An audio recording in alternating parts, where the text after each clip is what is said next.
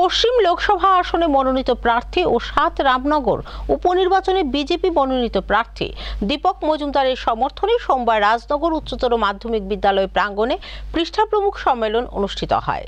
এই সম্মেলনে বক্তব্য রাখতে গিয়ে সিপিএম ও কংগ্রেস দলের তীব্র সমালোচনা করেন প্রার্থী বিপ্লব কুমার দেব। আসন্ন লোকসভা নির্বাচনে পশ্চিম আসনে প্রার্থী বিপ্লব কুমার দেব ও ৭ রামনগর উপনির্বাচনে বিজেপি মনোনীত প্রার্থী দীপক মজুমদারের সমর্থনে রাজনগর উচ্চতর মাধ্যমিক বিদ্যালয় প্রাঙ্গণে পৃষ্ঠা প্রমুখ সম্মেলন ও নির্বাচনী জনসভার আয়োজন করা হয়েছিল।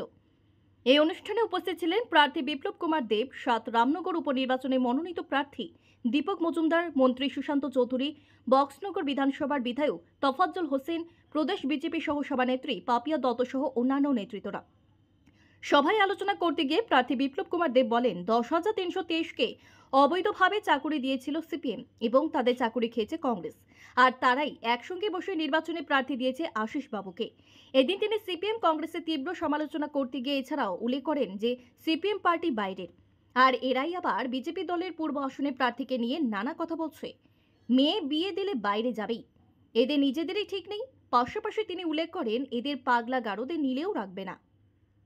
ভারতীয় জনতা পার্টি অ্যাডজাস্টমেন্ট নয়।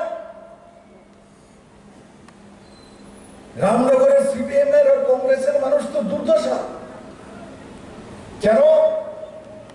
লোকসভাতে হাত চিহ্নিতে ভোট দিতে হবে, বিধানসভার মধ্যে কাস্ট্রাতে ভোট দিতে হবে। কি অবস্থা আইনি!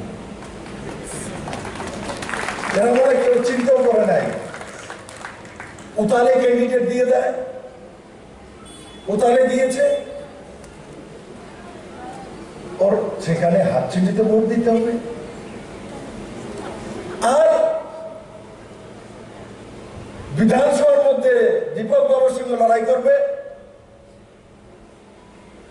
এমনি তো 2 রতন বিজেপির কাছে আছে, আরেক রতনের দরকার আছে?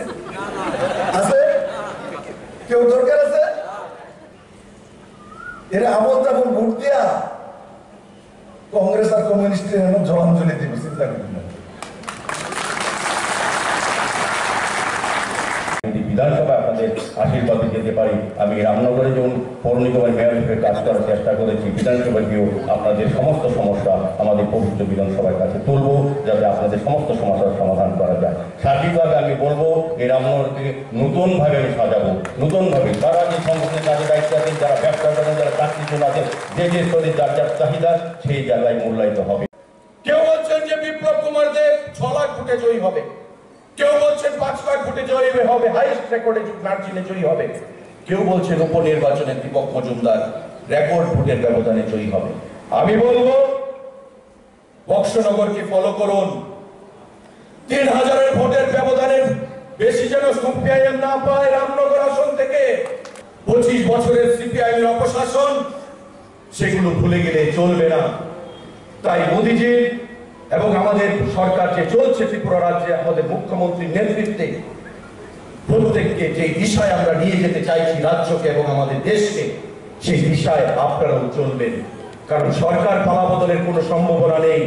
এবং আমি দায়িত্ব নিয়ে বলছি, মোদিজি স্লোগান তুলেছেন, আপকি বার, আপকি বার, ফিরসে একবার। 400 বার আমাদের করতে হবে লোকসভার মধ্যে, বন্ধুরা।